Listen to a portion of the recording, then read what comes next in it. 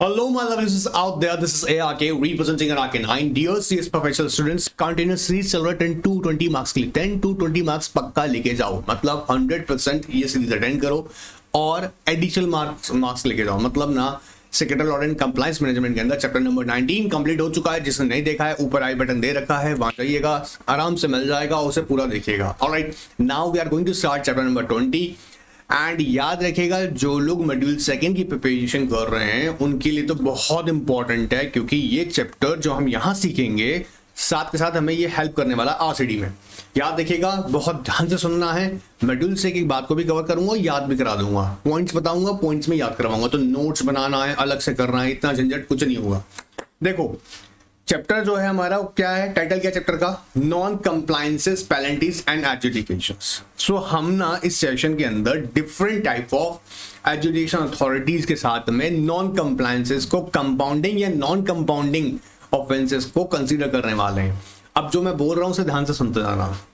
जब कंपनी की बात करते हैं तो माइंड में सबसे ज्यादा इंपॉर्टेंट चीज आती है कंप्लायंसेस। याद रखिएगा, क्योंकि कंप्लायंसेस की कॉस्ट ना आज का डेट में बियर करना कंपनी के लिए अच्छा नहीं है। क्यों? क्योंकि आप अगर गौर से देखें लास्ट कुछ ईयर्स के अंदर जो रेगुलेशंस आए, जी हाँ लेजिस्लेशंस आए हैं, उन्होंने लेजिस्लेशंस ने क्या किया है, ये इनकी कॉस्ट बढ़ गई है। मतलब फाइन की अगर आप पेनल्टी की तरफ ध्यान देंगे तो इनका अब अमाउंट छोटा मोटा नहीं रहा। जैसे पहले 1956 में किसी नॉन कंप्लायंस के ऊपर पेनल्टी 5,000 से 10,000 इतना हो गया, बहुत है। आज ना पेनल्टीज आपने देखा होगा ना, आज के डेट में penalties in lakhs and crore होती हैं। सो क्या ये कंपनी के लिए इसका कॉस्ट बियर करना अच्छा होगा? Of course not. दूसरा, अभी कहीं ना कहीं देखो सबसे इंपॉर्टेंट चीज क्या होती है, जब हम वर्ड यूज करते हैं कंप्लायंसेस, देखो समझो कंप्लायंसेस यूज करते हैं तो कंप्लायंस का मतलब क्या है कि ध्यान सुनते जाओ और मेरे साथ बोलते जाना। कंप्लायंस का मतलब क्या है? चल जा भाई, फॉलो रूल्स रेगुलेशंस, पर्टिकुलरली हम कहें तो लॉज भी क्या, लॉज स्टैंडर्ड्स, क्या कह रहे हैं, स्टैंडर्ड को फॉलो करना। ठीक है, कंप्लायंस का मतलब क्या है? Follow the rules regulation laws standards. अब क्यों? क्योंकि भाई हमारा मेन पर्पस क्या है, ये क्या करता है, जब आप रूल्स रेगुलेशंस स्टैंडर्ड्स लॉज को फॉलो करते हैं तो अल्टीमेटली ये प्रोटेक्ट करता है बहुत सारी चीजों को। जैसे प्रोटेक्ट करेगा किसको? बिजनेस को प्रोटेक्ट करेगा, आपके एम्प्लॉयज को प्रोटेक्ट करेगा, है ना। और एम्प्लॉयज का मीनिंग यहाँ पे क्या, जो ऑफिसर इन डिफॉल्ट है भाई इनके ऊपर पेनल्टी लग जाता है। आप जानते हैं इंडिविजुअली भी लायबल होते हैं लोग, हाँ डायरेक्टर इंडिविजुअली लायबल होता है। तो एम्प्लॉयज को प्रोटेक्ट करेगा, स्टेक होल्डर्स को प्रोटेक्ट करेगा। स्टेक होल्डर्स को कैसे प्रोटेक्ट करेगा भाई? स्टेक होल्डर्स, बहुत सारे स्टेक होल्डर्स जो आपके बिजनेस में इन्वॉल्व है। अब जो इन्वॉल्व जो स्टेक होल्डर्स हैं, कोई पैसा दे रहा है आपको, ठीक है, उसके लिए बड़ा आफत हो जाता है।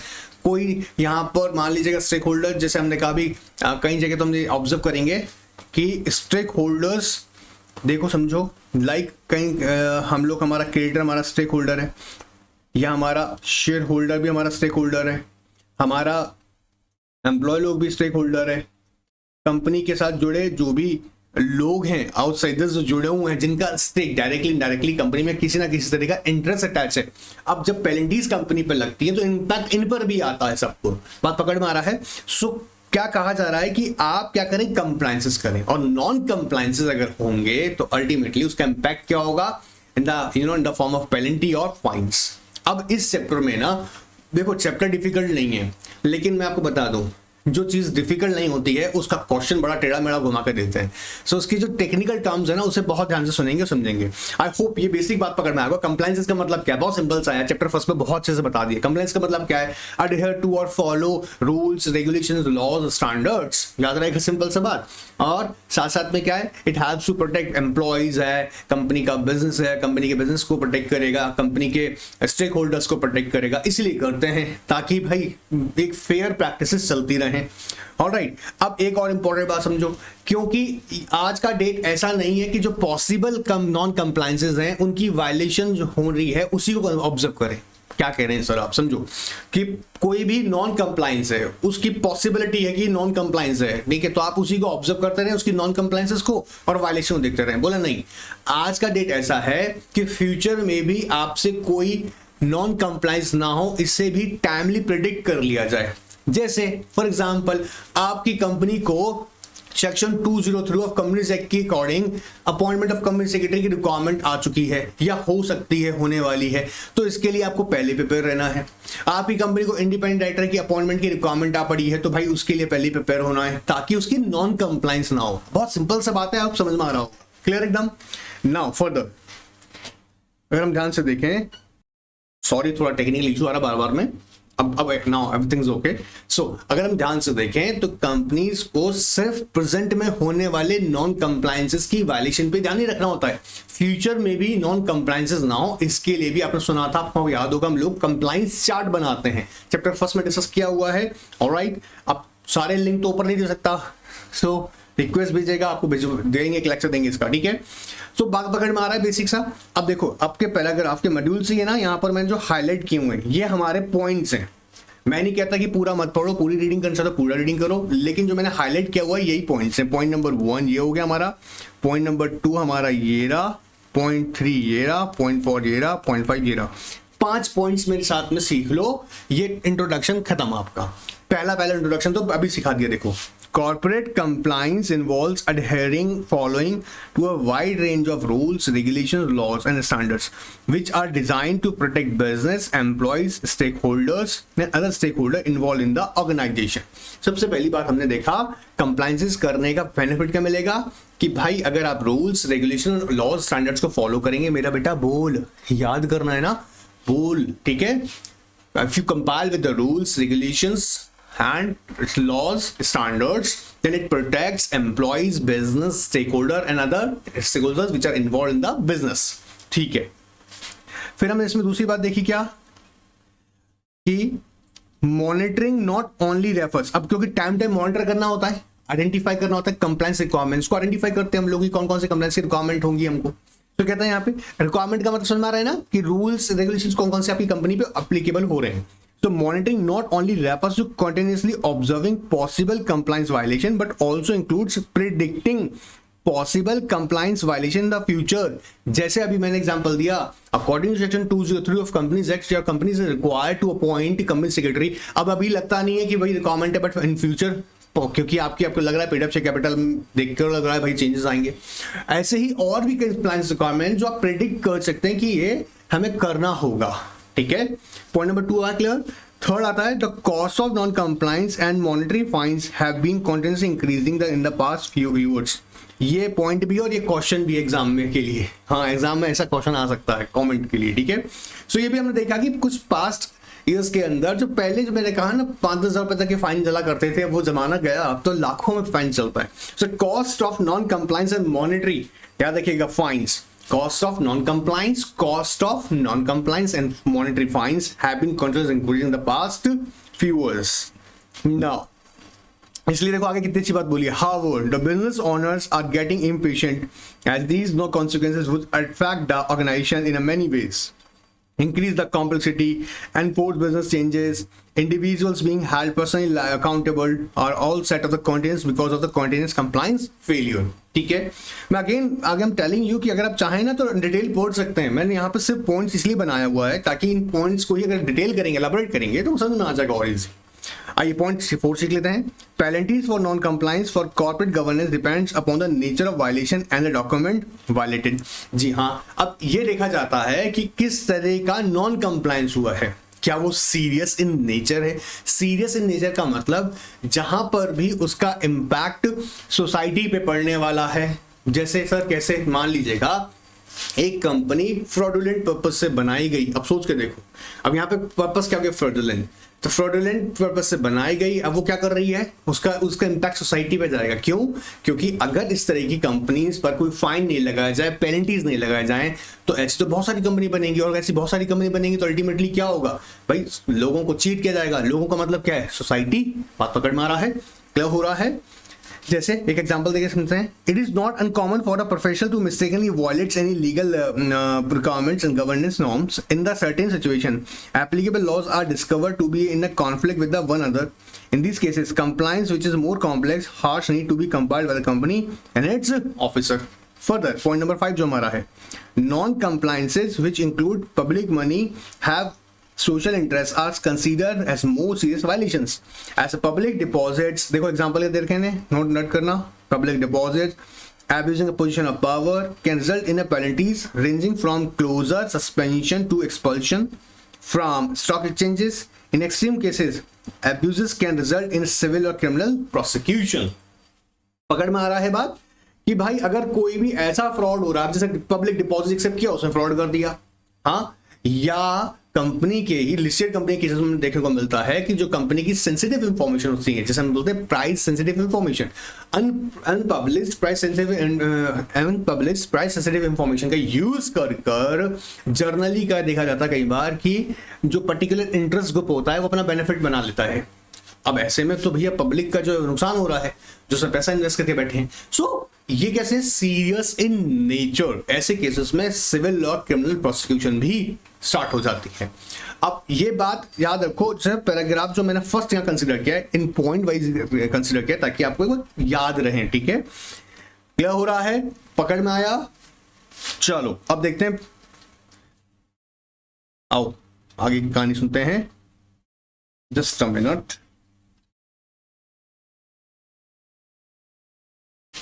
नाउ प्रोसीड्यूरल प्रोसीजर, आइए देखिएगा, एक सिंपल सा बात देखिएगा. कहता है specially when it comes to the different regulators, different companies have different compliance requirements and manner for dealing with the violations. Of course FEMA में अलग ट्रीटमेंट होगा, सेबी में अलग ट्रीटमेंट होगा, इनकम टैक्स में अलग ट्रीटमेंट होगा, कंपनी में अलग ट्रीटमेंट होगा. सो ये डिपेंड ऑन कि किस नेचर की नॉन कंप्लायंस है, किस नेचर की under which you know what regulation और लॉ, जिस लॉ के अंदर हुई है उसी तरह की नॉन कंप्लायंस है और उसका अपना ही एक प्रोसीजर है. ऑलराइट, जो इस हम लोग चैप्टर में डिटेल में समझेंगे. जैसे यहाँ पर सबसे पहले हम स्टार्ट कर रहे हैं non compliance under company section 13. अब नॉन कंप्लायंस की जब बात आती है तो हमारे माइंड में एक बात बहुत क्लियर सी है. अंडर कंपनी सेक्शन 13 के अंदर जो कंपनीज एक्ट हम लोग पढ़ते हैं, आप लोग जानते भी होंगे मेरे बच्चे लोग, उसका एडमिनिस्ट्रेशन करने वाली अथॉरिटी कौन है, मिनिस्ट्री ऑफ कॉर्पोरेट अफेयर्स. और मिनिस्ट्री ऑफ कॉर्पोरेट अफेयर्स अपने इस कार्यक्रम को regional director, ROC, official liquidator, serious fraud investigation office के थ्रू करवाती है. हमने ये बात देखा हुआ है क्या कि मिनिस्ट्री ऑफ कॉर्पोरेट अफेयर्स, हम लोग जानते हैं कि इसका एडमिनिस्ट्रेशन, जी हाँ, ministry of corporate affairs company act 13 का एडमिनिस्ट्रेशन करती है और इसको प्रॉपर इसकी execution regional director, ROC, official liquidator और सीरियस फ्रॉड इन्वेस्टिगेशन ऑफिस के थ्रू करवाती है, हम जानते हैं. अब ये एक बेसिक सी बात आपके दिमाग में हमेशा ही याद रहनी चाहिए, क्योंकि ये एक बेसिक फाउंडेशन है जब भी हम बात कर रहे होंगे यहां पर इस एक्ट की एडमिनिस्ट्रेशन की. देखो आओ फटाफट आओ, देखो है ना, ध्यान से इधर खास और से ध्यान रखना हाईलाइट से पॉइंट पे. MC administration company section 13 and headquarter new Delhi, executing it's rules through the office of RD, ROC, OL and SFIU. Complaints are being filed by the MCA for offences under the Act on account of various violations which are deducted through the findings under the Act with ROC, scrutiny of documents, public complaints, including complaints from the inspection or stakeholder investigations on carried out under the Act. अब पहले तो basic बात समझ लो अच्छे से. MCA भाई administration तो कर रहा है, लेकिन अब एमसीए जो कंप्लेंट्स फाइल करता है उसके बारे में उसे पता कैसे चलेगा.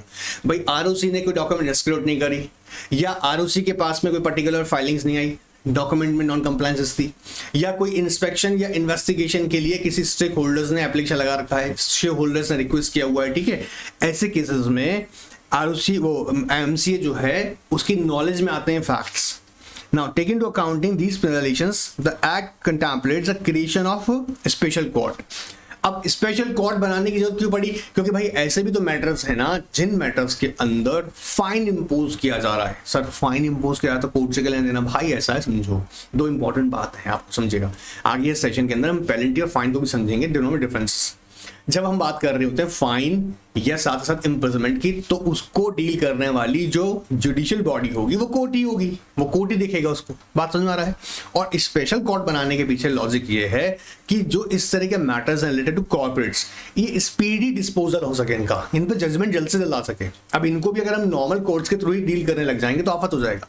तो हम ये देखेंगे इसके अंदर कि स्पेशल कोर्ट का एस्टैब्लिशमेंट किया गया बाय द सेंट्रल गवर्नमेंट, और सेंट्रल गवर्नमेंट ने कहा जिन मैटर्स में इम्प्रिजनमेंट 2 ईयर और मोर है उसके अंदर सेशन जज या एडिशनल सेशन जज हियरिंग करेंगे, और 2 ईयर से कम अगर पनिशमेंट है तो ऐसे केसेस में judicial magistrate of first class वो एंटरटेन करेंगे। सर इतना कुछ बता रहे हो, कैसे याद रखेंगे? चिंता मत करो, अभी सब दिखा रहा हूँ, लिखवा भी रहा हूँ, ठीक है। बोल रहा हूँ ग्रैबिंग अच्छी है आप लोगों की तो फटाक से पढ़ लोगे मेरी बात को। Now, especially go to trial such complaints so that these offences are dealt in the separate courts for a quick disposition of these cases.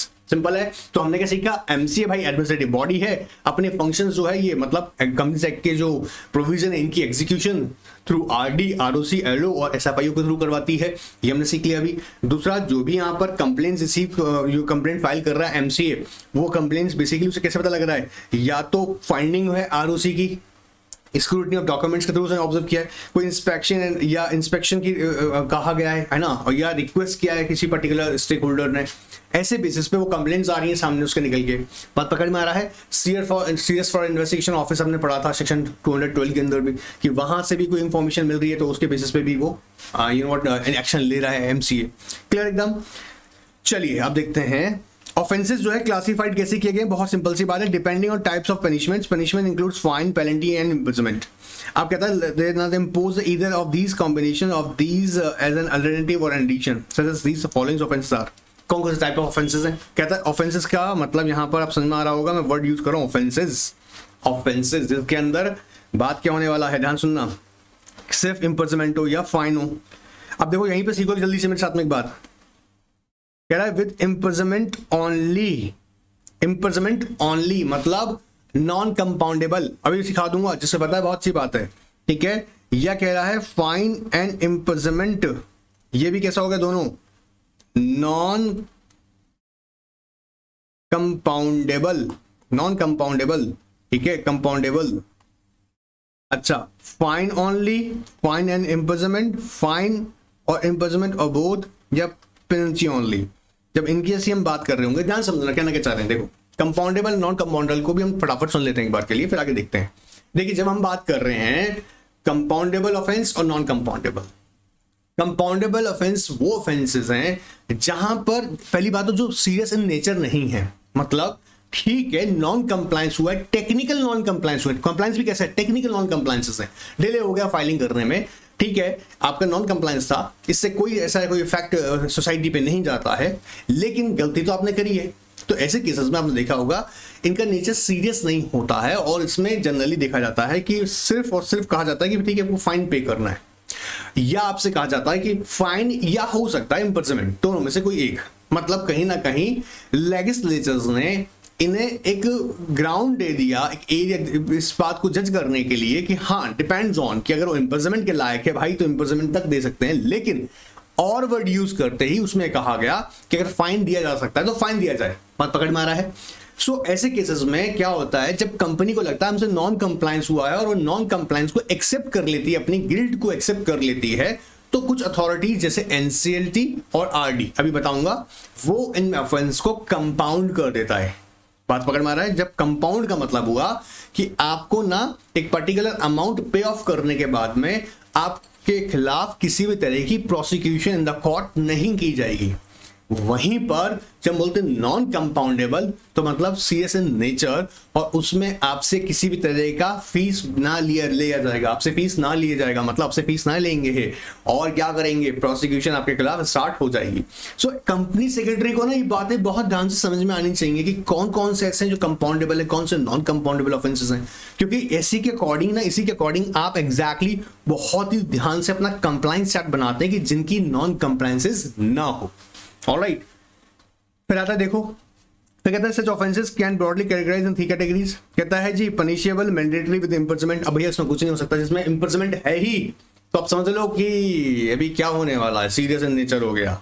इसमें कंपाउंडिंग करवाओगे क्या? अब वो अंडर टेबल कंपाउंडिंग होती तो बात अलग है, ठीक है। Now those where the imprisonment might be ordered and where there is no scope of imprisonment. Might be order का मतलब, जैसे इसमें माइट बी ऑर्डर का मतलब समझ में आ रहा है ना, फाइन और इम्प्रिजनमेंट, फाइन और इम्प्रिजनमेंट, तो दो बातें यहां पे और आ गया बीच में ना, तो इम्प्रिजनमेंट ऑर्डर की जा सकती है। अब डिपेंड करता है कि नेचर ऑफेंस किस तरीके का है, उससे कितना नुकसान हुआ है, वो रिपीटेटिव इन नेचर है, किस तरीके का है, उसके ऊपर डिपेंड करता है। Depending on cognizability. अब हम जानते हैं कि दो तरह की चीजें आती हैं हमारे जब हम बात करते हैं कॉन्जिबल की, तो cognizable and non cognizable.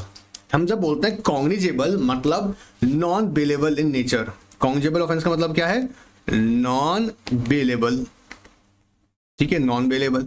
Non bailable offence से हमेशा याद रखिएगा, इसके अंदर आप जानते होंगे पुलिस ऑफिसर ना, police officer without warrant, police officer without warrant arrest कर सकता है, without warrant can make arrest. याद रहेगा ये बात, तो बहुत सिंपल सा है। तो कॉग्निजेबल ऑफेंस कैसा है, नॉन बेलेबल। और बोलते हैं जब नॉन कॉग्निजेबल, ओहो जस्ट अ मिनट,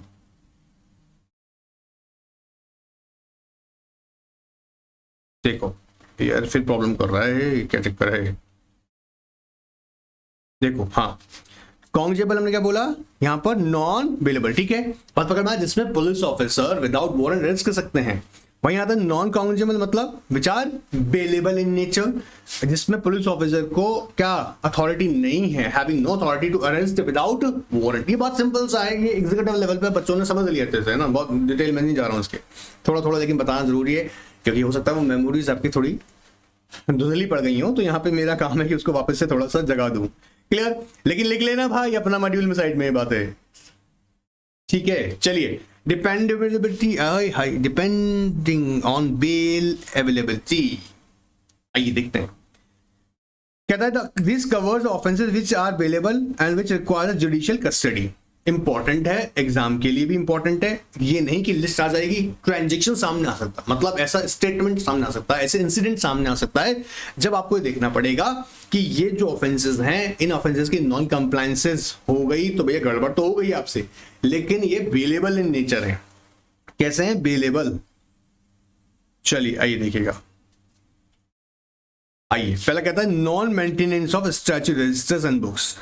अब ऑफेंस तो हो गया ये, लेकिन इनको बेल मिल सकती है। अगर बेल मिल सकती है का मतलब यहाँ पे ये हमेशा मत याद रखना है ना, कुछ बार हम लोग एकेडमिक लेवल पर पढ़ते हैं ना कि बेल मिल सकती है, मतलब बेल तो लिखा तो लिखा ही लिखा है, अरे नहीं, समझना बेल देने का डिस्क्रिशनरी पावर जुडिशियल अथॉरिटीज का होता है, वो सारे फैक्ट्स को कंसीडर करने के बाद ही बेल मिलता है। अब सर एग्जाम में क्या लिखा है, हम ऑफ कोर्स नॉट, अभी यहाँ पे अगर हम लोग इसको देख रहे हैं तो हम क्या देखेंगे, कैटेगरीज ऑफ डिफॉल्ट और नॉन कंप्लायंसेस, और ये कैसे ऑफेंसेस हैं विच आर बेलेबल, फिर साथ में एकदम बोला वो आगे देखो, और विच रिक्वायर जुडिशियल कस्टडी, मतलब कोर्ट ऑर्डर भी कर सकता है कि जुडिशियल कस्टडी में रखा जाएगा, then we will consider whether the person should get the bail और नॉट। सो पहला फटाफट देखो, यहाँ पे याद रखो मेरे साथ में, नॉन कंप्लायंस या non maintenance of statutory registers, default and delay in filing the statutory documents, आपके फाइनेंशियल्स हैं आपने नहीं फाइल कर रखे हैं और छोड़ेंगे नहीं आपको, non holding of the meetings, non issue of the notices और डिफेक्टिव रेजोल्यूशंस और एग्रीमेंट्स, आपने मीटिंग कॉल करना है उसके लिए नोटिस इश्यू नहीं कर रखे हैं, ठीक है, इंटीमेशंस नहीं दे रहे हो, या फर्जी तरीके से रेजोल्यूशन पास कर रहे हो, एग्रीमेंट्स कर रहे हो, एंड अप्रूव्ड फाइनेंशियल और नॉन फाइनेंशियल ट्रांजैक्शंस। लो 5 पैराग्राफ से लेते हैं, कौन कौन से पहले 5 हमारे मुद्दे में आने चाहिए sir, non maintenance of statutory register, और क्या हो सकता है statutory documents of default, delay in statutory documents हो सकता है, non maintenance of statutory register, delay in filing statutory documents, holding है ना, मीटिंग्स अपने होल्ड नहीं किया, non holding of the meetings, AGM hold नहीं करो, मस्ती करते घूम रहे हो, नहीं छोड़ेंगे तुमको, alright, and issuance of the notices, ठीक है, and unapproved financial and non-financial transactions। फिर देखो non adherence of a corporate governance norms। अब corporate governance norms अपने आप में एक broad concept है, ठीक है। now non maintaining, देखो यहाँ पे 2 बातें और बोल रहा है, non maintaining of RO and change without the intimation, RO समझ में आ रहा है ना, registered office, non adherence of the accounting principles, standards and audit rules, financial statements not presented and incomplete or non incomplete या no prescribed disclosures, ठीक है। अब ये कुछ ऑफेंसेस, अब सर ये याद कैसे करेंगे, अरे भाई अभी इतने सिंपल से ये तो बोल के भी याद हो जाएंगे, वैसे 2-4 बार, भाई नॉन स्टैट्यूटरी रजिस्टर मेंटेन नहीं कर रखा है, बुक्स मेंटेन नहीं कर रखी हैं, या फाइलिंग इन डेली स्टैट्यूटरी डॉक्यूमेंट्स कर रखा है, गड़बड़ कर रखा है, या मीटिंग होल्ड नहीं किए हो आप लोग, या फिर आपने इशू नहीं किया नोटिस, या डिफेक्टिव रेजोल्यूशंस है, एग्रीमेंट्स हैं, ये 5 तो इससे चला जाएगा, या अनऑडिटेड है आपके, अनअप्रूव्ड फाइनेंशियल स्टेटमेंट्स हैं, ठीक है। फिर आ जाओ कॉर्पोरेट गवर्नेंस नॉर्म्स के साथ कंप्लायंसेस नहीं किया हुआ है, आरओ ऑफिस आप मेंटेन नहीं कर रहे हो, वाह जी वाह। इसके अलावा अकाउंटिंग पॉलिसीज हैं, रूल्स हैं, इन्हें फॉलो नहीं कर रहे हो, फाइनेंशियल स्टेटमेंट्स प्रेजेंट नहीं किया आपने, या फिर आपने इनकम्प्लीट आपने डिस्क्लोजर्स दिए हुए हैं, ये सारे के सारे क्या हो गए आपके लिए बेलेबल। अब ऑफेंसेस तो है बट बेलेबल इन नेचर है और it may requires judicial custody. चलिए टाइप्स ऑफ ऑफेंसेस भैया, compoundable and non compoundable, cognizable and non cognizable, bailable and non bailable. Process of prosecution under companies act 2013। Sir इतना लंबा चौड़ा पढ़ना पड़ेगा क्या भाई? रीड करना तो चाहिए, हमारी तरफ से तो यही है, रीड करना चाहिए, लेकिन कोई दिक्कत नहीं है। अगर आप चाहें तो सीधा इधर आपकी मॉड्यूल में दे रखा है, डायग्राम बता रखा है, डायग्राम को एक बार देखिएगा मेरे साथ में, फटाफट समझ आ जाएगा। अब देखो समझो, जब भी कोई नॉन कंप्लायंस होता है तो आरओसी सबसे पहले एक नोटिस इश्यू करता है कंपनी को, और कंपनी से कहता है कि भाई इस नॉन कंप्लायंस, अच्छा जो नोटिस इशू करता है बोलते हैं शो कॉज नोटिस, कि आपके खिलाफ एक्शन क्यों ना लिया जाए, आप पर अगर पेनल्टी का अमाउंट क्यों ना लगाया जाए, ठीक है।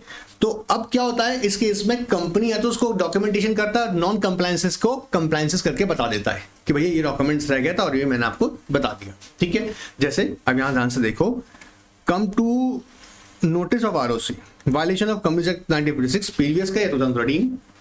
सबसे पहले क्या करेगा, इशू शो कॉज नोटिस, किसको जाएगा, आरओसी किसको देगा, कंपनी को। ध्यान से देखना बेटा स्क्रीन पर क्या किया, ये एक बार देख लो प्रोफेसर, फिर बात खत्म हो जाएगा, बहुत नहीं पढ़ना है इसमें।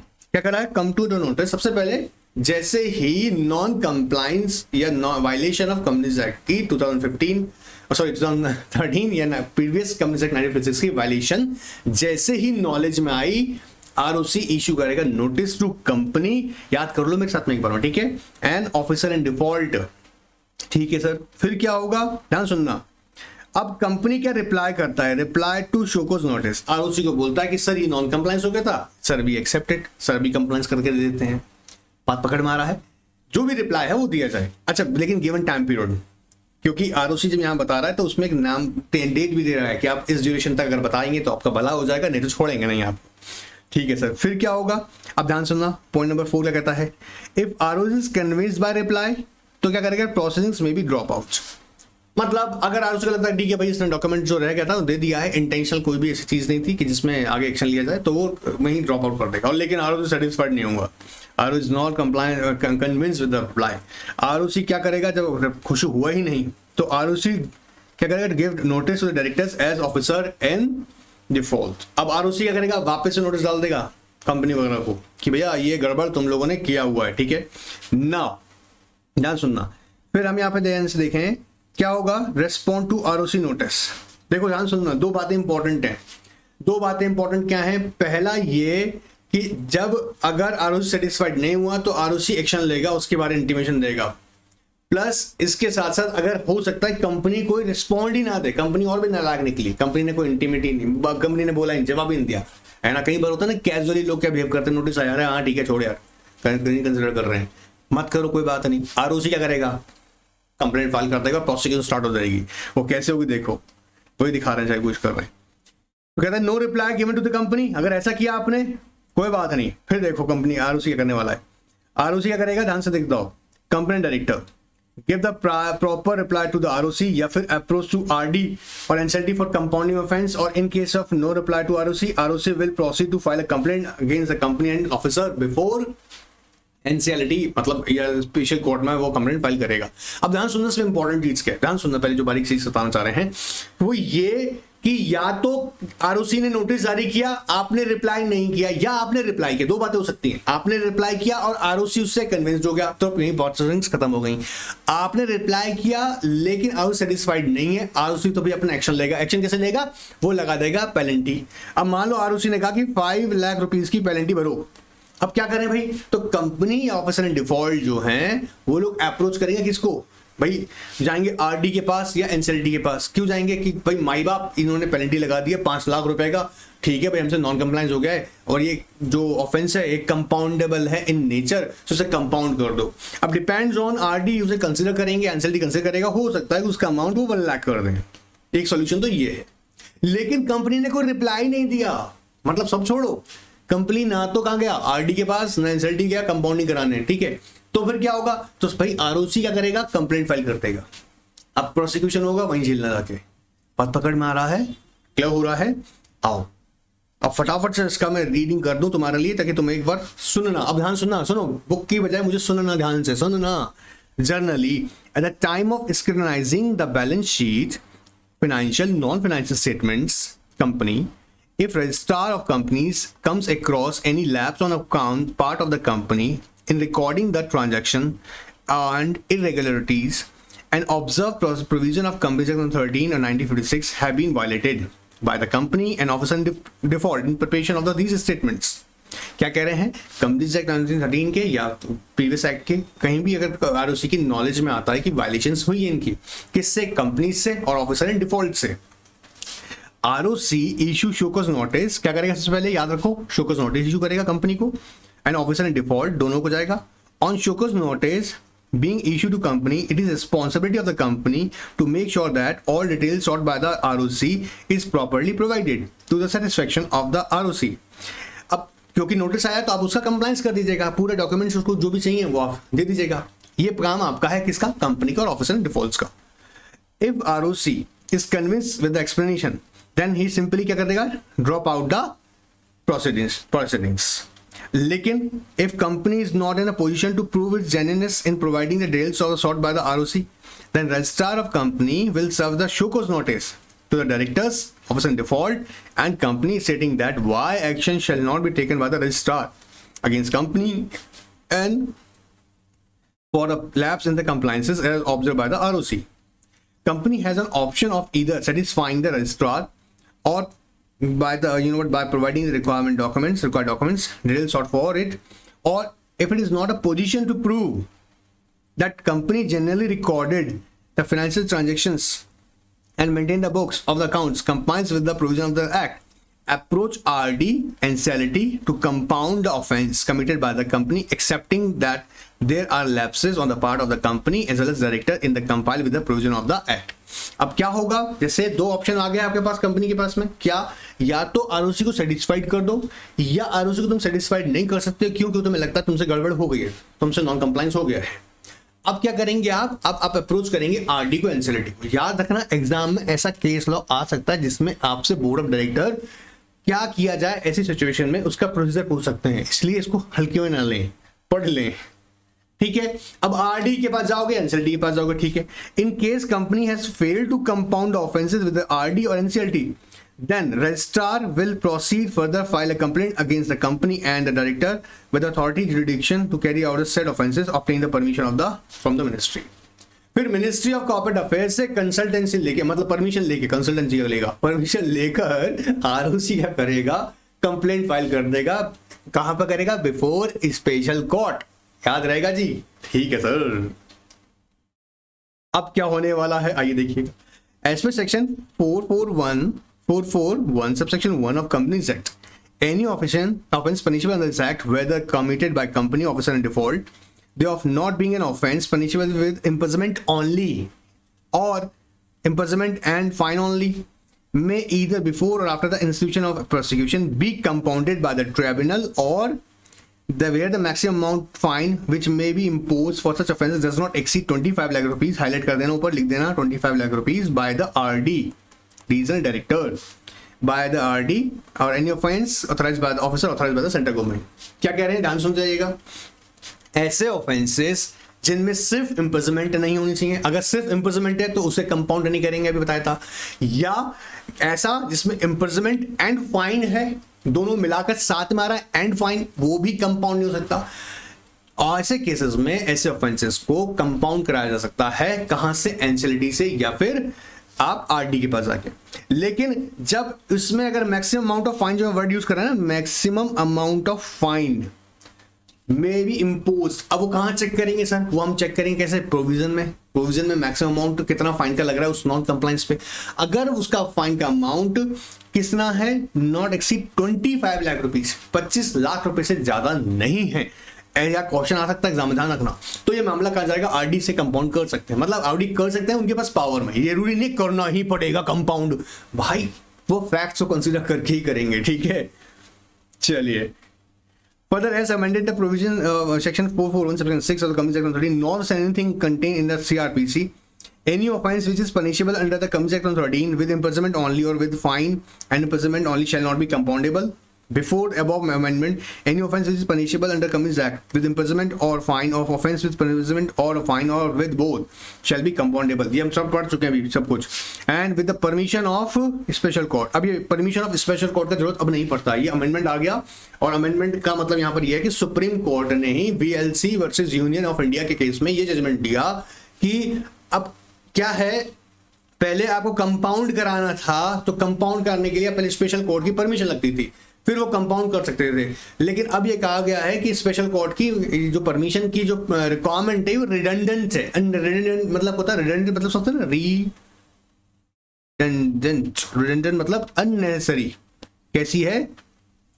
अननेसेसरी. तो उसको सुप्रीम कोर्ट ने कहा नहीं, इसको रिमूव कीजिएगा. देखिएगा, Supreme Court in VLS Finance versus Union of India held that prior approval of special court before compounding offence is not required. Clear एकदम. आगे देखो, special court shall consist of the single judge holding a session judge or additional judge. In case offence punishable under this act is with imprisonment of up to 2 years or more. लेकिन अगर वही बताया था, अगर 2 साल तक की सजा है किसी में या उससे ज्यादा का है तो सेशन जज देखेंगे स्पेशल कोर्ट के अंदर, ये एडिशनल सेशन जज. इन case of order offence which metropolitan magistrate, अगर उससे कम है तो metropolitan magistrate, judicial magistrate of first class. Alright, metro cities में बेसिकली हम लोग बोल रहे हैं ना मेट्रोपोलिटन मजिस्ट्रेट. ऑलराइट, या फिर judicial magistrate of first class. Below the imprisonment 2 years. कम है, लेस देन 2 year है, नॉट बिलो. वर्ड यूज गलत किया हमने, लेस देन अगर 2 year है तो ऐसे केसेस में जुडिशियल मजिस्ट्रेट फर्स्ट क्लास या metropolitan magistrate.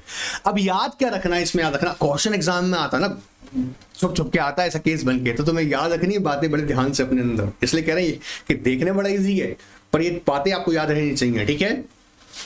Now Judge of special court is appointed by the central government with the concurrence of the of course chief justice of the high court of the concerned jurisdiction. जैसे अगर मान लीजिएगा, अगर हम बात करें राजस्थान के अंदर, तो राजस्थान के अंदर क्या होगा, जो concern of course chief justice of high court है राजस्थान के, उनसे कंसल्ट करके ही यहाँ स्पेशल कोर्ट के जजेस की अपॉइंटमेंट होगी बाय द सेंट्रल गवर्नमेंट. अब ये हम एक बार वापस देख लेते हैं. The sum so specified shall not in any case exceed the maximum amount of fine which may be imposed for the offence so compounded. ये बात हमेशा याद रखना, ये इंटरेस्टिंग लैंग्वेज भी है. क्या कहता है? The sum shall not exceed the maximum amount of fine which may be imposed for the offence so compounded. बात पकड़ मारा है. जैसे अब मान लीजिएगा जो अमाउंट रखा जा रहा है, सम ऑफ सो कह रहे हैं ना, shall not exceed the maximum amount of the fine, maximum amount of the fine. जैसे मान लीजिएगा कंपाउंड करके हम समझो, फाइन में तो बोल रखा था 5 लाख रुपीस, ठीक है, ये तो हो गई कंपाउंडिंग, वो 5 लाख रुपीस फाइन था, कंपाउंडिंग करके 6 लाख रुपए देना पड़ रहा है, तो काहे का कंपाउंडिंग हुआ, समझ में आया ना. तो ऐसा नहीं है. ठीक है ना. अगर हम लोग बात करेंगे आरडी यानी ऑफिसर ऑथराइज होता, तो up to the 25 lakh rupees तक का जो भी फाइन है वो आरडी उसे सेटल करेंगे. कंपाउंडिंग का मतलब है क्या भाई, तरीके से सिंपल वर्ड में समझो तो सेटलमेंट करना एक तरीके से, in lieu of you know what adjudication से बचना है तो आप मनी पे पेमेंट करके बच जाते हैं. अब ऐसा सर, ये तो फिर अच्छा है सर, पैसे वाली कंपनी पैसा देती रहेंगी और नॉन कंप्लायंस होता रहेगा. ऐसा नहीं है, याद रखना. कंपाउंडिंग का मतलब यहाँ पर ये नहीं है आप नॉन कंप्लायंस धड़ल्ले से किए जाओ और पहुंच जाओ आरडी चल भाई इसको लिए काम कर, ले पकड़ पैसा और हमको नॉन कंप्लायंस के बुक के लिए कंपाउंड कर दो. ऐसा नहीं होता है, फैक्ट्स को कंसीडर करके ही होता है. ठीक है. इन सर्टेन केसेस कंसीडर भी नहीं करते हैं. ठीक है, तो ध्यान से रखिए इस बात को. एंसेलिटी फाइन एक्सीडिंग 25 लाख रुपीस. मैं सभी कह रहा हूं सीएस का ना बहुत खतरनाक रूल है.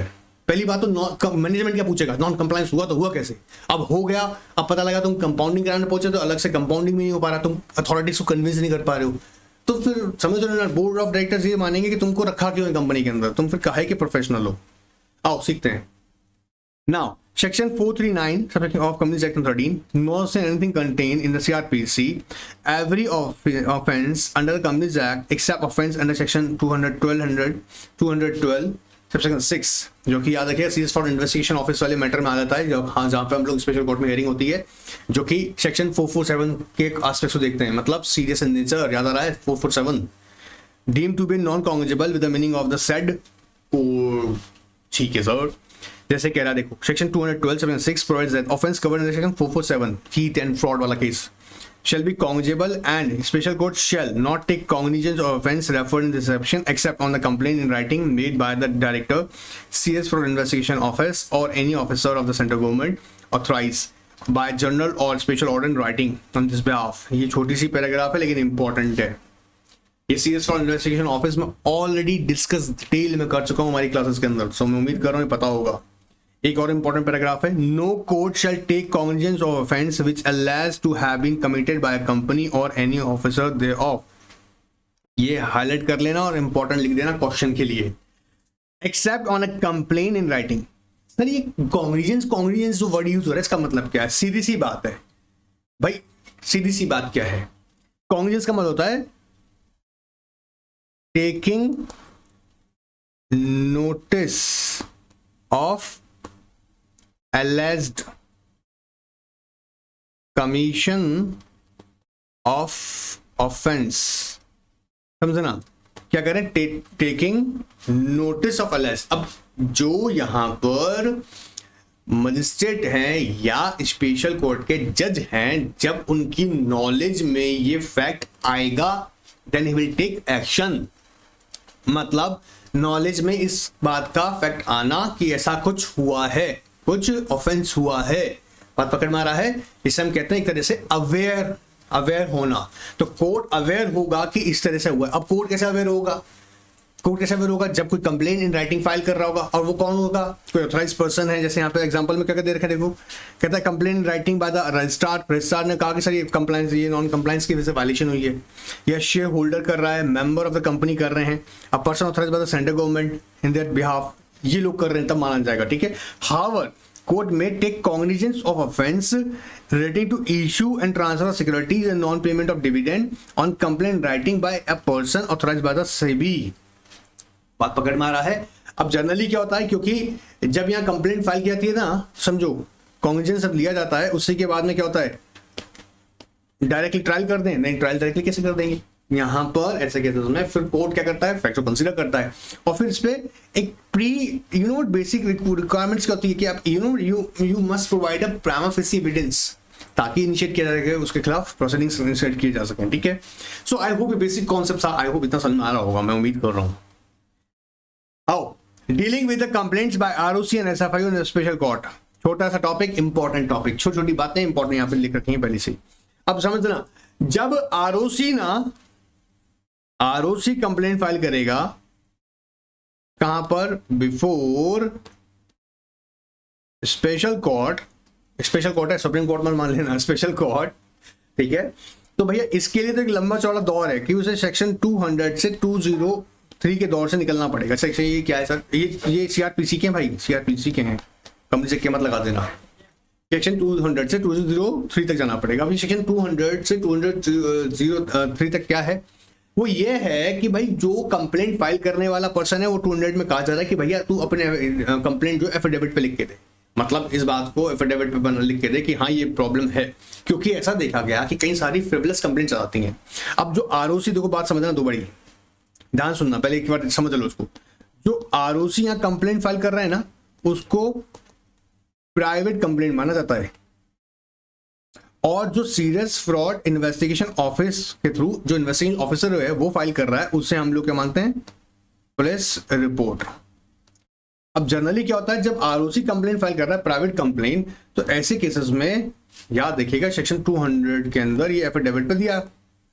जब सीरियस फ्रॉड इन्वेस्टिगेशन के अंदर पुलिस रिपोर्ट ही सीधी स्पेशल कोर्ट के पास आ रही है, क्योंकि एसएफआई को क्या मान रहे हैं हम लोग, पुलिस रिपोर्ट के अकॉर्डिंग तरीके से सही ट्रीट किया जा रहा है कि एसएफआई की रिपोर्ट कैसी है, पुलिस रिपोर्ट के इक्विवेलेंट है।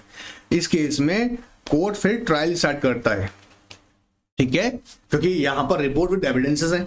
लेकिन जब आरओसी ने कंप्लेंट की है, प्राइवेट कंप्लेंट है, तो फिर कोर्ट पहले क्या ऑर्डर करेगा, भाई ऐसा है, पहले मामले को इन्वेस्टिगेट करो, ऐसा है नहीं है फैक्ट्स। अब ये एविडेंसेस को इनिशियली स्टेज पे ऑब्जर्व करने के बाद में देखा जाता है। तो यहां पर सेक्शन 203 से गुजरना पड़ता है। आइए समझते हैं इसको थोड़ी प्रैक्टिकल। और देखो जो हाईलाइट किया उस पर ध्यान देना।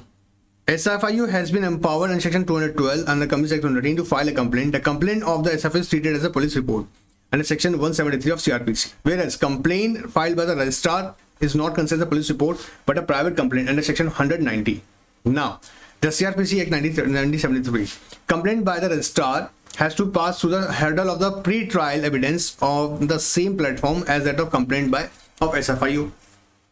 When a complaint is received by a magistrate, the power to take cognizance on the basis of the complaint is under section 190 of CRPC.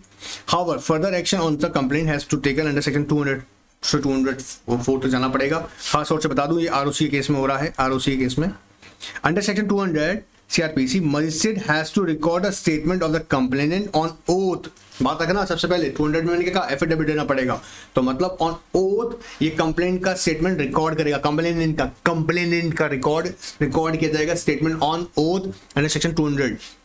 Also other witnesses if any, as a large number of complaints are filed private individuals, many which of these are frivolous complaints. इसलिए necessary है कि section 200 के according oath पर लिया जाए क्या इनका statement, क्योंकि बाद में अगर झूठ साबित होगा तो फिर इन पर भी आफत आ जाएगी.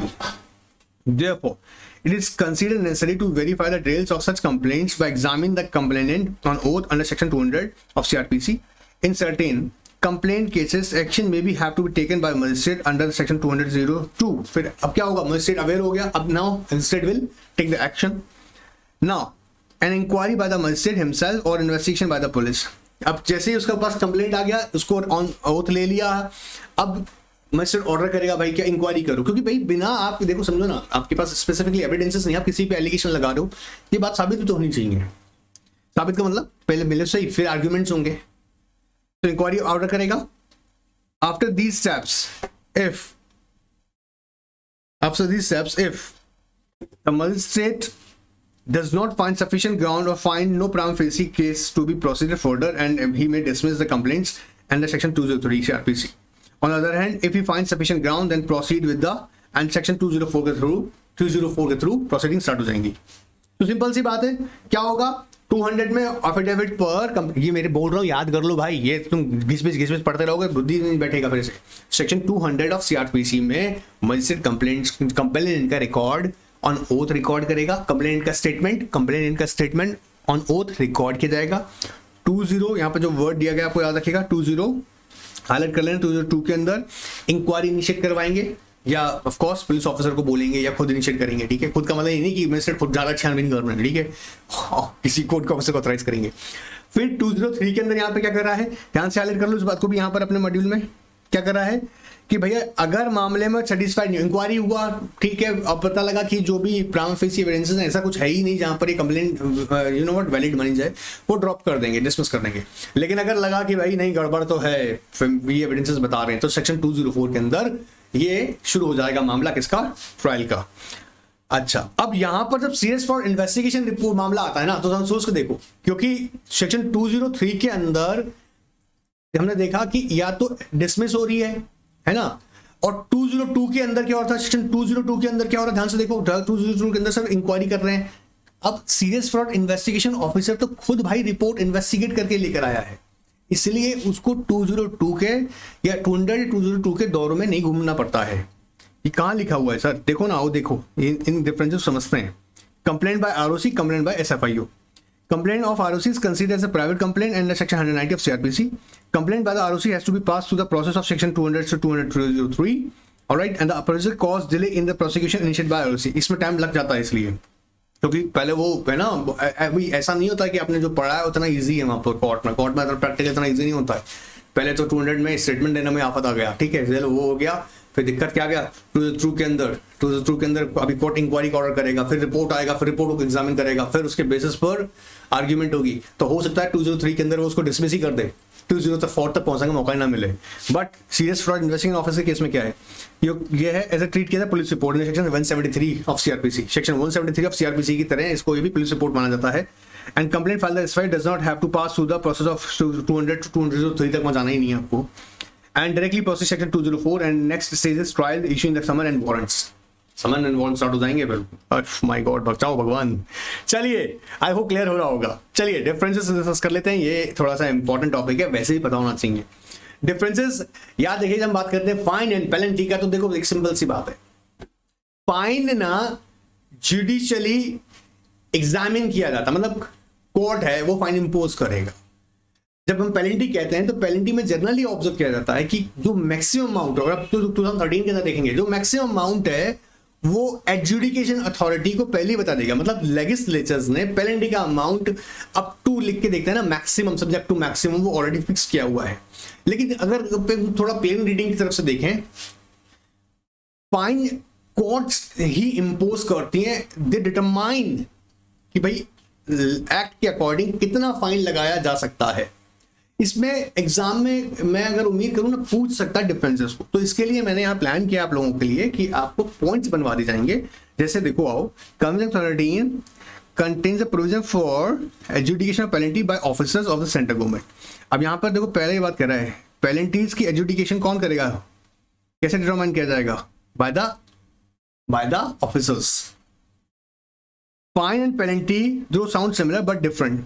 Fine can be impose only by NCLT और courts of law. Point number 1 के साथ ही है ये, इसे पॉइंट नंबर 1 के साथ ही मानना। Penalties impose by the penalties जो है यहाँ पे एजुडिकेशन को करेगा, एजुडिकेशन पेनल्टीज बाय द कौन होगा, officer of the government, but fine कौन करेगा, एनसीएलटी या फिर कोर्ट्स इम्पोज। ठीक है, penalty may be impose even by the N administrative officer. Point number 2, वैसे 1 के साथ ही इसको ऐड कर सकते हो। Therefore, imposition of fine requires prosecution on a court, ये हाईलाइट करना पॉइंट नंबर 2 के साथ में। ठीक है, whereas penalty may be imposed by adjudication, point number 2 के साथ ही आएगा, ये याद रखना। पॉइंट नंबर 1 में हमने 3 बातें ले रखी हैं। पॉइंट 1 में देखा कि एजुडिकेशन ऑफ पेनल्टीज होगा by the officer of the government. दूसरा, अगर हम बात करते हैं फाइन की, फाइन को कौन लगाएगा, एनसीएलटी या फिर कोर्ट लगाएंगे। तीसरा हमने याद किया गया, जो फाइन है वो इंपोज होता है बाय द एडमिनिस्ट्रेटिव ऑफिसर। ठीक है, फिर दूसरा पॉइंट हमने अलग से क्या रखा है इसमें, imposition of fine requires prosecution in the court. Court में जब मुद्दा जाएगा, प्रोसिक्यूट होगा, वाद विवाद चलाया जाएगा, ठीक है, तब फाइन लग रहा है। लेकिन यहां पर क्या है, पेनल्टी क्या है, एक एडजुडिकेशन के थ्रू लगाई जाती है। There is no such requirements of the proceedings in case of a levy of penalties. Penalties में ऐसा नहीं है कि प्रोसिक्यूशन होगा फिर पेनल्टी को डिसाइड होगी। फाइन में ही है जो प्रोसिक्यूशन इन द कोर्ट होगा फिर फाइन डिसाइड होगा। Recent change in the Commission Section 13, various amendments have been taken in many offences from the ambit of the offences to the ambit of penalties. अब कई सारी चीजें ऐसी हैं जिसमें क्या करा है, ऑफेंसेस को फाइन से हटाकर पेनल्टीज में डाला गया। उसके बहुत सारे रीजन भी है। एक तो स्मूथली फंक्शन हो सकेगा, court somewhere court will take some, ठीक है। दूसरा, थोड़ा सा प्रोसीजर को थोड़ा इजी भी किया गया। कहता है in general penalties are liabilities and fines are punishments. लो जी, इसको भी एक पॉइंट बना गया हमारा, पॉइंट नंबर 3 बन गया एग्जाम के लिखने के लिए। पेनल्टीज क्या है भैया, पेनल्टीज तो क्या है, लायबिलिटीज। लायबल, आपने नॉन कंप्लायंस किया, आप लायबल हो गए पेनल्टी के लिए। बट फाइन क्या है, एक तरीका punishment. Court in the various instances held that the penalty imposed for tax delinquency, delinquency समझते हैं ना कि आपने क्या किया है, एक तरीके से क्राइम। डिलिंक्वेंसी मतलब क्या बोलते हैं हम लोग, क्राइम। कहता है जो टैक्स क्राइम किए हुए हैं in civil obligations remedial and coercive in nature is different from the penalty of for a crime और फाइन और forfeiture provided as a punishment for a violation of criminal और penal laws penalty for a civil obligations, while fine is a impose for criminal और quasi, highlight करना, quasi criminal offences. और यहां पे हम क्या लिखेंगे, penalties are basically imposed for civil natures non compliances. Point number 4 बनेगा हमारा, ये याद रहेगा। ये डिफरेंसेस याद रहने चाहिए भाई, आने आ सकता है इसलिए कह रहे हैं, ठीक है। अब जैसे यहाँ पर देखो एक और इन्होंने एग्जांपल दे रखा है, example for differences between fine and penalty. जैसे कह रहा है companies ordinance 2018 subject of fine to penalty section 53 subsection 3। आइए, ओल्ड प्रोविजन कह रहा था where a company contravenes the provision of this section company shall be punishable with fine which shall not be less than 1 lakh rupees but which may extend to 5 lakh rupees and every officer on his default shell be punishable with imprisonment for a term which may extend to 6 months or fine which may shall not be less than 1 lakh rupees which may extend to 5 lakh rupees or with both। वही नया provision क्या आया, company fails to comply with the provision of this section company shall an officer who is in default shall be liable। पहला word देखो क्या आ गया यहाँ पर, liable। पेनल्टीज में क्या कहते हैं, पेनल्टी वर्ड क्या यूज कर रही है, लायबिलिटी। जबकि हम बात करते हैं जब फाइन का तो क्या बात करता है, ये पनिशमेंट। अब penalty of which extend to, अब वो जो भी अमाउंट है, खैर ठीक है, मेरा मेन पर्पस था आपको बताने का। Equal to the amount through which the issue of discount share, मतलब वहां चेंज किया गया। अब मेनली इस पे आओ, देखो under the old provision minimum amount of fine was prescribe, but under new provision the maximum amount of penalty is now prescribed. मतलब एडजुडिकेशन जो किया जाएगा, जो कि गवर्नमेंट ऑफिसर है, जो एडजुडिकेटिंग अथॉरिटी है, जब वो क्या कर रही है, पेनल्टी लगा रही है, तो उसको पहले ही बता दिया गया कि भैया मैक्सिमम जो अमाउंट है वो इतना आप एडजुडिकेट करके इंपोज कर सकते हो in the form of penalty. बात पकड़ में आ रहा है? क्लियर? ऐसे अगला एग्जांपल दे रखा है। चलो आगे देखते हैं। उम्मीद कर रहा हूँ डिफरेंसेस आपने नोट कर लिए होंगे भाई, नोट कर लेना, मजाक नहीं है, हल्के फुल्के में ले जाओ, ठीक है यार, फाइनल पेनल्टी। अभी दिल पे आता क्या बताओ, तो मैं एग्जैक्टली डिफरेंसेस बताते, और बताते तो बहुत अच्छी बात है, और नहीं बता देते तो चिंता करने की कोई जरूरत नहीं। आई होप तुम अकेले देख रहे होगे, अपने आप से एक्सेप्ट कर लो, चुपचाप से सीख लो, ठीक है? चलो आ जाओ। Now compounding. अब कंपाउंडिंग, अभी इतनी देर से कंपाउंडिंग सिखा रहा हूं, लेकिन आओ फटाफट देखते हैं, कुछ लैंग्वेज सीख लेते हैं। कंपाउंडिंग जैसे यहाँ पे कहता है, देखो ध्यान से देखो, बहुत बढ़िया, पहले ही हिला के तरी रहता है ये। देखो, compounding offence means a simple way to avoid litigation. Simple way, पैसा फेंक, तमाशा देख, ऐसा नहीं है रे, मजाक कर रहे हैं। क्या कह रहा है? Simple way to avoid litigation. आओ लैंग्वेज को पकड़ेंगे और समझेंगे। कंपाउंडिंग कहता है a compound means to settle a matter by a money payment in lieu of other liability. क्या कहता है? सेटलमेंट, मेरे साथ लैंग्वेज याद करेंगे। Settlement a matter by making by you know what, by money payment in lieu of liability. ना अब इसमें हाईलाइट पॉइंट है, settlement by paying the penalty in lieu of the facing the prosecution for the offence committed. The meaning of word compounding offence is not defined in the commits act 1956। Even पुराने वाले में भी नहीं था, ना 2000 में भी है, ना ही प्रीवियस एक्ट में था, ठीक है? मतलब 2013 में भी बेसिकली कंपाउंड का कोई स्पेसिफिक डेफिनेशन दे रखा है। However, if the provision align the compounding offense under the company law are analyzed, it provides clear interference that it is nothing but a admission of guilt। क्या है? सामने वाली company जो है जिसने नॉन कंप्लायंस किया, वो एडमिट कर रही है, हमसे गलती हुई है। In the process of compounding the person में ईदर सुमोमोटो और in receipt of the notice of the default intimation of the prosecution admit the commission of the default and make an application for compounding of the concern person offence. ये हमने discuss भी किया था कि company को खुद को पता है नॉन कंप्लायंस हुआ है तो खुद एप्लीकेशन दे सकता है, या जब उसको नोटिस डाला आरओसी ने पूछा आप नॉन कंप्लायंस कर रहे हैं, आपसे गलती हुआ है, आपने एक्सेप्ट कर लिया, आप जाके सीधा ही आरडी या एनसीएलटी को एप्लीकेशन लगा रहे हैं ना। And the defaulter agree to pay the penalty और fine which may be ordered by the central government और ट्रिब्यूनल। कंपाउंडिंग यहाँ सेंट्रल गवर्नमेंट किसको बोल रहा है? रीजनल डायरेक्टर को, बता दें पहले। Compounding is essentially a compromise or arrangement between the administrator of the enactment and the person. Administrator of the enactment, याद देखो दोनों में किसके बीच का रिलेशनशिप है ये? एडमिनिस्ट्रेटर कौन है यहाँ पर? एमसीए है, एमसीए एडमिनिस्ट्रेशन कर रहा है, कैसे कर रहा है? थ्रू आरडी एनसीएलटी, ये लोगों के थ्रू एडमिनिस्ट्रेशन चल रहा है। तो कह रहा है settlement between the administrator and the person committing an offence. Compounding crime consists of the receipt of some consideration termed as compounding fees in term of agreement not prosecuted one। अब यहाँ पे एक शर्त रखी जाती है कि देखो जी हमारे खिलाफ देखो हम तुमको एग्रीमेंट करके दे रहे हैं पैसा, हमने गलती की है, हम तुमको कंपाउंडिंग फीस दे रहे हैं। क्या दे रहे हैं? कंपाउंडिंग फीस दे रहे हैं, हमारे खिलाफ प्रोसिक्यूशन मत स्टार्ट कर देना। An agreement not to prosecute one who has committed an offence, ठीक है? इस भरोसे पे तो वो कर रहा है। Prosecution can be avoided by the compounding the offence इधर बिफोर, ये इंपॉर्टेंट लाइन है, before and after the institution of prosecution. ये जरूरी है, प्रोसिक्यूशन स्टार्ट होने या होने के बाद भी, लेकिन जजमेंट आएगा तब नहीं हुआ कुछ भी। To compound means to settle the matter by money payment in lieu of the liability. In short, compounding an offence is an settlement mechanism by which one is given an option to pay money in lieu of his prosecution, thereby avoiding a prolonged litigation. पता लगा court में चक्कर लगा रहे हैं, धक्के लगा रहे हैं, अरे पैसा पकड़ो भाई, गलती हो गई, माफ करो, आगे से नहीं करेंगे हम नॉन कंप्लायंस। ये भी शर्त होती है, कंपाउंडिंग की कंडीशंस भी होती हैं, ठीक है? अब ये पूरा का पूरा है ना छिट्टा यार, अभी बार बार नहीं रिवाइज करने वाला। कह रहा compoundable offence, non compoundable offence. Non compoundable पहले बता दिए, कंपाउंडेबल का मतलब समझ में आ रहा है ना? फाइन ओनली, फाइन और इम्प्रिजनमेंट, फाइन और इम्प्रिजनमेंट, बोथ इम्प्रिजनमेंट और may not be included imprisonment. इसमें कौन सा नहीं होगा? Compound, imprisonment only, both fine and imprisonment दोनों ही है, या 4 सेक्शन के अंदर आ गए लपेटे में भैया तो कुछ नहीं हो सकता फिर। चलो, इफेक्ट ऑफ कंपाउंडिंग क्या होगा, या ये भी देखते हैं, छोटा सा टॉपिक है लेकिन इंपॉर्टेंट है। If offense is compounded before the institution of prosecution, the prosecution cannot be launched against the person by the registrar or by any shareholder of the company. Important बात है इतनी सी, ये shareholder वाला case दे सकता है exam में. मान लो चलो ध्यान सुनना, कंपनी के खिलाफ एक कंप्लेंट फाइल किया शेयर होल्डर ने. अब क्या हुआ जी, इस केस के अंदर नॉन कंप्लायंस पे शेयर होल्डर ने फाइल किया, कंपनी ने आके कंपाउंड करा लिया. अब शेयर होल्डर अल्लाह मचा रहा है, नहीं नहीं नहीं नहीं हाँ, मैं तो प्रोसिक्यूशन चाहता हूँ, प्रोसिक्यूशन चाहता हूँ. भैया आरडी कहेगा प्रोसिक्यूशन तो नहीं होगा. क्यों? क्योंकि ये कंपाउंड इन नेचर था, जो ऑफेंस था कंपाउंडेबल था इन नेचर और उसका कंपाउंड कर दिया गया है.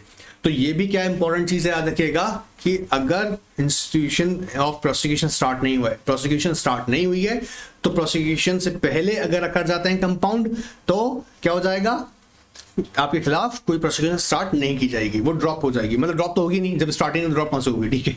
और अगर प्रोसिक्यूशन स्टार्ट हो गया सर और अभी कोई जजमेंट नहीं है, प्रोसिक्यूशन स्टार्ट ही हुआ, ठीक है, तो ऐसे केसेस में क्या होगा, कंपनी अगर कंपाउंड करवा लेता है तो ऑफकोर्स उसके लिए वो जो कंपनी है उसको डिस्चार्ज कर दिया जाएगा अगर वो कंपाउंड हो गया, ठीक है.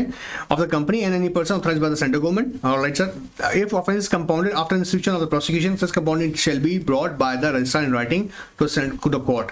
क्योंकि मामला कहाँ है, कोर्ट में. प्रोसिक्यूशन कहाँ चल रही है, कोर्ट में आ गई है. तो ऐसे में जो भी यहाँ पर याद रखेगा, जो पर्सन है जो क्या करेगा, देखो यहाँ पे इंपॉर्टेंट चीज है, offence compounded after institution of prosecution, compounding shall be brought by the registrar in writing to the notice of the court. कि भैया ये क्या है, लेकिन इंपॉर्टेंट लाइन क्या है, पेंडिंग होनी चाहिए. कोर्ट को जजमेंट दे दिया और तुम यहाँ प्रोसिक्यूशन तक घूम रहे हो, अरे ऐसा वो कंपाउंड कर रहे हो, ऐसा नहीं होगा. प्रोसिक्यूशन स्टार्ट हो गया है तो आरओसी कहेगा कि सर ये कंपाउंड हो गया है. अब कोर्ट इसको जज करेगा, उसके बाद में याद रखिएगा फिर वो बंदे को डिस्चार्ज कर दिया जाएगा. अब सर ये क्या कोर्ट यहाँ पर कुछ ऐसा कह सकता है कि नहीं नहीं कंपाउंड कैसे करे, कंपाउंड होगा, ये प्रोसिक्यूशन करो उसके ऊपर, ऐसा कोर्ट के पास पावर है. देखिए मैं आपको बताऊं, कंपनीज एक्ट में जो स्पेसिफिकली प्रोविजन दिया गया है, अगर कंपाउंडेबल है और उससे एनसीएलटी और आरडी की पावर में वो कंपाउंड किया सकता है, तो ऑफकोर्स वो कंपाउंड माना जाएगा, प्रोवाइडेड वहां पर किसी भी तरीका कोई प्रोविजन वायलेट ना हो रहा हो. प्रोविजन वायलेट हो रहा होगा तो कोर्ट फिर अगेंस्ट उसके ऑर्डर दे सकता है, अदरवाइज नहीं होगा. मतलब कोर्ट उसके अगेंस्ट ऑर्डर नहीं देगा अगर अकॉर्डिंग टू लॉ कंपाउंड हुआ है. अब यहाँ पे कुछ देखो, यहाँ पे केस दे रखा है जिसमें मैं बता दूं आपको रीड करना है ना, कि आरओसी ने भैया एक पर्टिकुलर कंपनी थी, उसको देखा कि उसकी नॉन कंप्लायंस के ऊपर, तो आरओसी ने उसके ऊपर पेनल्टी लगाया, फाइन नहीं लगाया रखना है. जो आरओसी कौन है, एडमिनिस्ट्रेशन कर रहा है, तो वो पेनल्टी लगाया, एजुडिकेशन करके पेनल्टी लगाया. पेनल्टी को देखने के बाद में कंपनी भगा के आरडी के पास, आरडी आरओसी ने इतना बड़ा पेनल्टी लगा दिया है, आरडी ने उसे एग्जामिन किया और उसे कंपाउंड कर दिया. कंपनी ने गिल्ट एक्सेप्ट कर लिया कि हाँ हमसे नॉन कंप्लायंस होता है, लेकिन आरओसी ने बहुत ज्यादा पेनल्टी लगा दिए हैं, तो आरडी कंसीडर करेगा फैक्ट्स को और पेनल्टी का अमाउंट कंपाउंड हो सकता है. ये केसेस दिए रखे हैं, ठीक है. चलिए ये रोकते सेशन को, डीक्रिमिनलाइजेशन ऑफ ऑफेंसेस इंपॉर्टेंट है टॉपिक, आजकल बड़ा ट्रेंड में, मतलब आजकल के 2-3 साल से बड़ा जबरदस्त चल रहा है. इस पे अच्छा जो अमेंडमेंट्स लिए हुए हैं और जो कंपनी लॉ कमेटी है उसने बड़ा अच्छा इसमें अपनी रिकमेंडेशन दी, उस रिकमेंडेशन को डिस्कस करेंगे पर इस सेशन के अंदर नहीं, नेक्स्ट सेशन के अंदर, क्योंकि अभी आप लोगों को आपका टेस्ट भी करना है और अगली क्लास भी अटेंड करनी है. So take care, goodbye and don't miss any test. Goodbye, take care.